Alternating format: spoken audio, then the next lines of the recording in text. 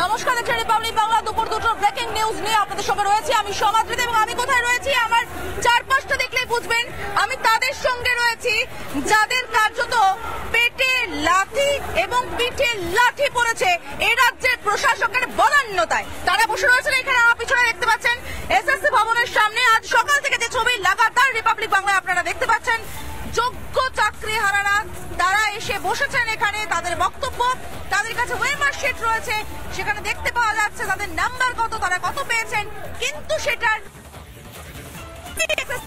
প্রকাশ করতে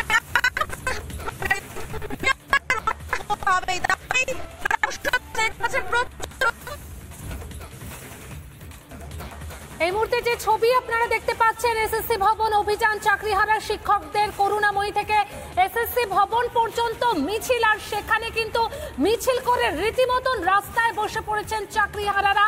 তাদের একটাই দাবি যে তারা আশ্বাস নয়, তারা তাদের চাকরি ফেরত চান। রীতিমতন আমরা সকাল থেকে এই খবরের দিকে নজর রেখেছি, যেখানে আমরা দেখিয়েছি যে একদম রীতিমতন কোনো যুদ্ধে নামার আগে যে প্রস্তুতি থাকে সেই রকম প্রস্তুতি নিয়েছে পুলিশ।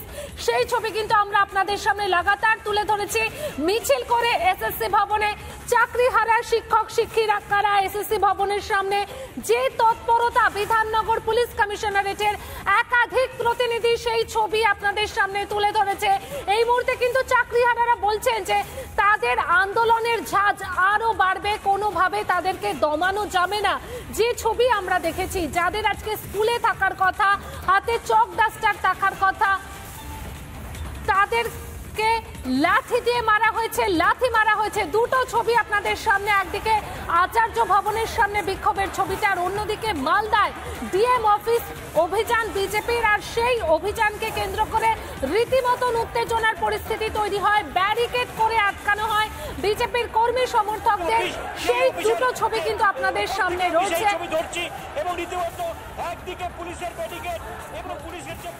এই মুহূর্তে আমরা চলে যাব মালদায়, সেখানে আমাদের প্রতিনিধি সুখেন্দু রয়েছে। সুখেন্দু এই মুহূর্তে ছবিটা তুলে ধরবে আমাদের সামনে। সুখেন্দু,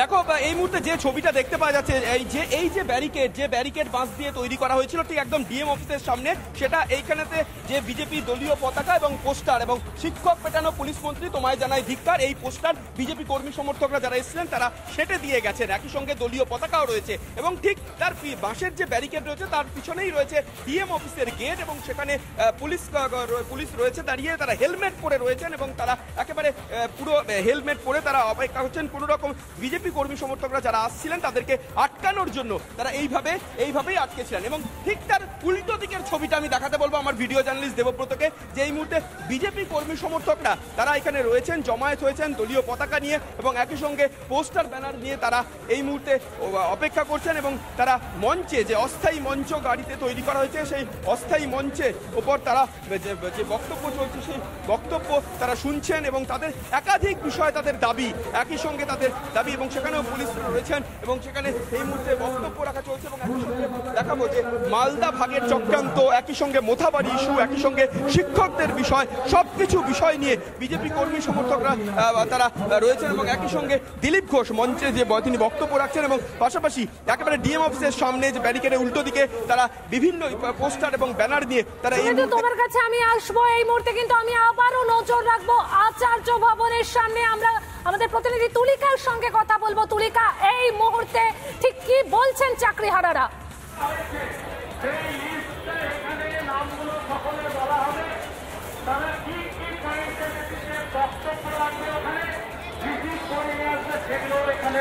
দেখো, এখনো পর্যন্ত যারা চাকরিহারা শিক্ষকরা রয়েছে তারা কিন্তু এখনো পর্যন্ত অবস্থান বিক্ষোভ চালিয়ে যাচ্ছেন, এবং তাদের মূলত যে দাবি হচ্ছে যে মিরর ইমেজ প্রকাশ করতে হবে। এখনো পর্যন্ত এসএসসি ভবনের ঠিক উল্টো দিকে যে জায়গায় এই মুহূর্তে তুমি দেখতে পাচ্ছ, সেই জায়গায় যেরকম একদিকে অবস্থান বিক্ষোভ চলছে, এবং তারই সঙ্গে তারা যে দাবি জানাচ্ছে মূলত যে তাদের যে মিরর ইমেজ সেটা প্রকাশ করতে হবে এসএসসি কে, সেই দাবি নিয়েই কিন্তু এই মুহূর্তে এখনো পর্যন্ত অবস্থান বিক্ষোভ চালিয়ে যাচ্ছেন যারা চাকরিহারা, যারা শিক্ষকরা রয়েছেন তারা। এই মুহূর্তে তুমি দেখতে পাচ্ছ যে এই মুহূর্তে কিন্তু একেবারেই যারা চাকরির যারা হারা শিক্ষকরা রয়েছেন তারা এই মুহূর্তে অবস্থান বিক্ষোভ করছেন এবং তাদের দাবি একটাই যে তাদের মিরর ইমেজ প্রকাশ না করলে তারা এখানে এভাবেই অনির্দিষ্টকালের জন্য অবস্থান বিক্ষোভ করবে। তার কারণ গত বুধবার থেকে লাগাতার সকাল 10:30 থেকে যেভাবে যারা আন্দোলনকারীরা রয়েছেন যেরকম আন্দোলন চালাচ্ছেন এবং গতকাল সকাল 11:10 থেকে 3জন যে শিক্ষকরা রয়েছেন তারাও অনশনে বসেছেন। একদিকে অনশন, অন্যদিকে অবস্থান, এই দুটোই তাদের চলছে এবং তাদের মূলত দাবি যে অবিলম্বে তাদের মিরর ইমেজ প্রকাশ করতে হবে। কিন্তু অন্য প্রান্তে একদিকে যেরকম অবস্থান চালাচ্ছেন, গোটা রাস্তা এই মুহূর্তে রাস্তায় বসে তারা বিক্ষোভ প্রদর্শন করছেন, কিন্তু ঠিক তার অন্য প্রান্তে এই মুহূর্তে কিন্তু পুলিশ মোতায়েন করা রয়েছে, প্রচুর পরিমাণে পুলিশ দেখাচ্ছে যে একদিকে অনশন চলছে, একদিকে অবস্থান চলছে এবং এখানেও আমি যেরকম দেখাচ্ছিলাম যে চাকরি হারারা তারা বসে রয়েছেন রাস্তায়। তাদের একটাই দাবি ওএমআর শিটটা পাবলিশ করা হোক। কেন ওএমআর শিটটা পাবলিশ করা হচ্ছে না? কিন্তু এসএসসির কাছে কোনো উত্তর নেই। এখনো পর্যন্ত এদের সাথে কোনো রকম যোগাযোগ করা হয়নি। সুরাহার আশায় তারা রোদ নেই, বৃষ্টি নেই, বসে থাকছেন রাস্তার মধ্যে। তাদের একটাই তো দাবি ওএমআর শিট পাবলিশ করা হোক। যদি upper primary OMR sheet publish করা যায় তাহলে কেন এখানকার ওএমআর শিটটা পাবলিশ করা যাবে না? যে ওএমআর শিটের মিরর ইমেজ বিভিন্ন চাকরি প্রার্থীর কাছে ঘুরছে, তাদের কাছে রয়েছে, কিন্তু সেটা কেন এসএসসি আপলোড করছে না? এটাই বড় প্রশ্ন। আমি একটা ছবিটা দেখাতে বলবো, দীপঙ্কর কাঞ্জিলাল আমার সঙ্গে রয়েছে, ছবিটা দেখাতে দেখতে পাচ্ছ কার্যত যতদূর চোখ যায় সেই পর্যন্ত যোগ্য চাকরি হারারা রাস্তায় বসে রয়েছে। এটা এই বাংলার ছবি, এই বাংলার ছবি যে রাস্তায় বসতে হচ্ছে নিজেদের যোগ্যতা প্রমাণ করে, স্কুলে এতগুলো বছর ধরে চক ডাস্টার দিয়ে শিক্ষা দিয়ে তারপর জাতির মেরুদণ্ডকে রাস্তায় বসতে হচ্ছে এবং এখান থেকে তারা রীতিমতো বক্তব্য রাখছেন এবং বলছেন যে আমাদের তো একটাই দাবি ওএমআর শিটটা পাবলিশ করা হোক, যোগ্য অযোগ্য বাছাইটা করা হোক, তাহলে হয়তো যোগ্যদের চাকরিটা বাঁচবে। কেন সে কথা শোনা হচ্ছে না প্রশ্ন করছেন তারা বারবার। এখানে যে ছবি আমরা দেখতে পাচ্ছি কার্যত একেবারে উইপ্রো মোড় থেকে শুরু করে এসএসসি ভবন পর্যন্ত বসে রয়েছেন যোগ্য চাকরি হারারা।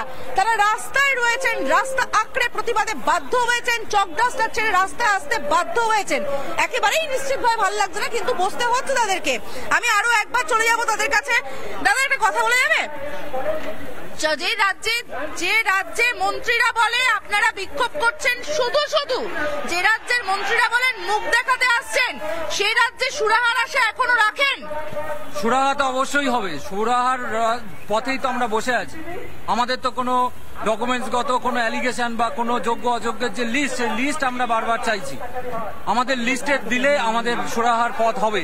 তিনি কি ফুটেজ খাওয়ার জন্য কি বললেন না বললেন এটা বড় বিষয় নয়।